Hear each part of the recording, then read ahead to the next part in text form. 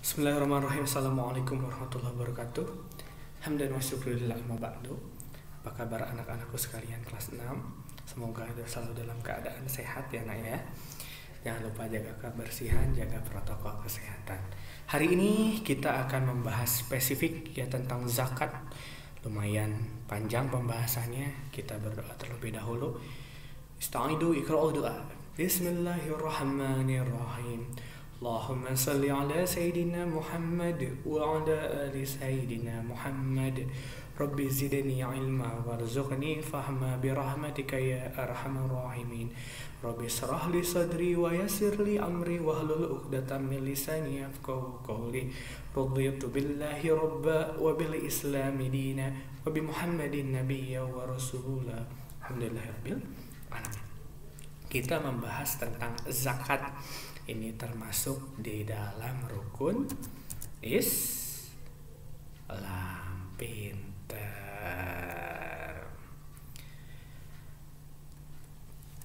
Apa aja rukun Islam nak? Ada berapa rukun Islam? Ada 5 pak. Betul, pintar. Rukun Islam yang 5: syahadat, sholat, puasa, zakat untuk si papa, haji bagi yang kuasa. Siapa belum sholat dor, siapa tak bayar zakat, kan rugi di akhirat, Allah pasti melaknat. Nauzubillah min dzalik. Jadi kita diwajibkan berzakat kepada orang yang membutuhkan, tadi kepada si papa ya. Di sini ada badan amil zakat, atau kalau di setiap tingkatan wilayah itu juga di tiap masjid pun, di tiap DKM itu mengurus zakatnya masing-masing. Orang kaya wajib membantu orang miskin, caranya adalah membayar zakat. Ini makanya ya nak ya. Ya Pak, kenapa di dunia ini katanya Allah kan maha adil ya Pak? Iya betul, tapi kenapa ada yang kaya, ada yang miskin Pak? Itu justru adilnya. Yang kaya diwajibkan untuk memberi kepada yang miskin. Jadi adil. Coba kalau semuanya kaya, itu mau ngasih ke siapa? Coba kalau semuanya miskin, siapa yang mau ngasih? Jadi sama Allah adil. Ada yang diberikan kekayaan. Ini apakah dia diuji ya? Diujinya dengan harta atau diujinya tidak ada harta? Kalau orang kaya diuji dengan harta, dia mampu melewati ujiannya dengan memberi kepada yang membutuhkan, insya Allah dimasukkan kepada surganya Allah. Begitu pula orang miskin, kalau dia bisa sabar dan tidak mengeluh, tidak menjadi kufur, maka Allah akan memasukkan ke dalam surganya. Ya, itu diujinya dengan hal yang berbeda, tapi intinya adalah Allah Maha Adil. Zakat itu secara bahasa artinya suci nah ya. Jadi untuk mensucikan harta kita, kita wajib mengeluarkan zakat kepada orang yang berhak. Begitu. Siapa aja yang berhak Pak? Nanti kita bahas. Ya, jadi hari ini kita bahas pengertian zakat, macam-macam zakat, zakat fitrah, orang yang berhak menerima zakat, dan juga hikmah zakatnya. Nah, zakat ya tadi Pak Iki bilang artinya bersuci atau bertambah. Ya, zakat adalah mengeluarkan sebagian harta ketika sudah mencapai nisab. Nisab itu apa Pak? Kadar ukuran harta yang wajib dizakati. Ya, untuk membersihkan harta kita harus mengeluarkan zakat kita, membaginya supaya bermanfaat dan berkah bagi orang lain dan juga bagi si muzakinya. Nah, ada mustahik, ada muzaki ya nah ya. Mustahik itu orang yang menerima, muzaki itu orang yang berzakat. Zakat hukumnya wajib ya, karena termasuk rukun Islam. Hukumnya wajib atau fardhu ain.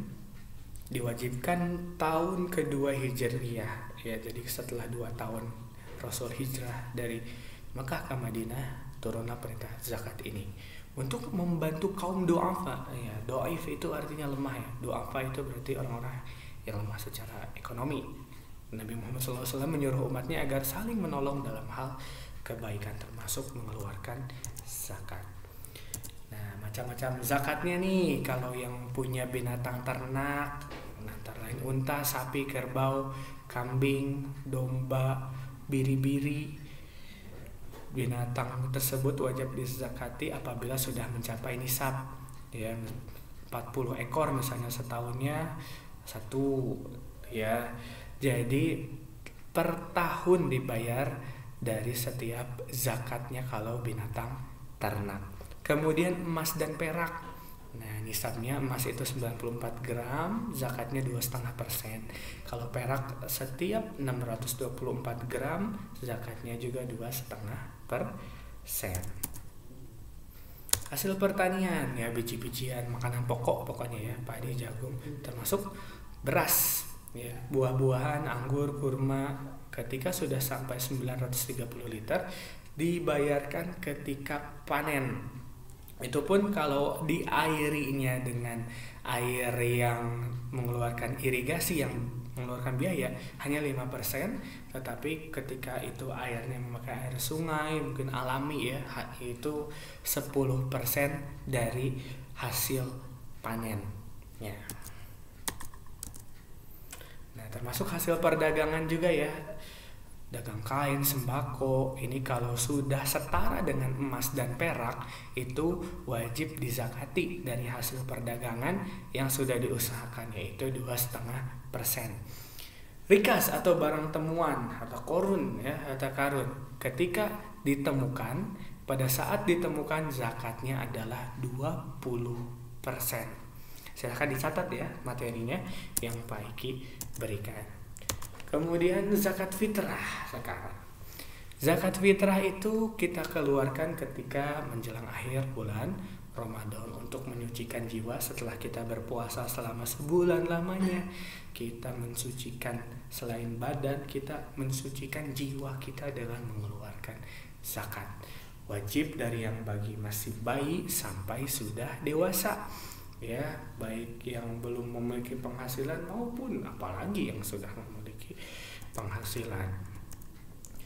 Yang penting syaratnya beragama Islam, kemudian belum penghabisan bulan Ramadan, serta memiliki kelebihan harta. Kalau kekurangan harta jadi orang nanti yang mendapat zakat nanti. Kapan waktunya, Pak? Boleh dikeluarkan awal atau pertengahan Ramadan, tetapi tidak boleh dibayarkan sebelum datangnya bulan Ramadan. Misalnya masih bulan Rabiul Awal atau Rajab, Sya'ban, nggak boleh. Ketika utamanya malam terakhir di bulan Ramadan itu biasanya Pak Eki juga udah hampir di tahun 16 tahun kali ini Pak Eki dari zaman sekolah sudah mengurus zakat fitrah di lingkungan wilayah Pak Eki. Jenis dan harta, jumlah harta yang dikeluarkan, hartanya itu zakat fitrah berupa makanan pokok, bisa 2,5 kilogram ataupun 3,5 liter dari beras, ya, biasanya yang diberikan zakat fitrah, atau kalau tidak memakai uang tunai itu juga bisa. Orang yang berhak menerima zakat disebut mustahik. Ini disebutkan dalam surah At-Taubah ayat 60, ya. Ini orang yang berhak menerimanya siapa aja sih? Ada 8 orang. Kita ngaji bareng-bareng yuk. A'udzu billahi minasyaitonir rajim. Bismillahirrahmanirrahim. Innamas shadaqatu lil fuqara'i wal masakini wal 'amilina 'alaiha wal mu'allafati qulubuhum wa fir riqabi wal gharimin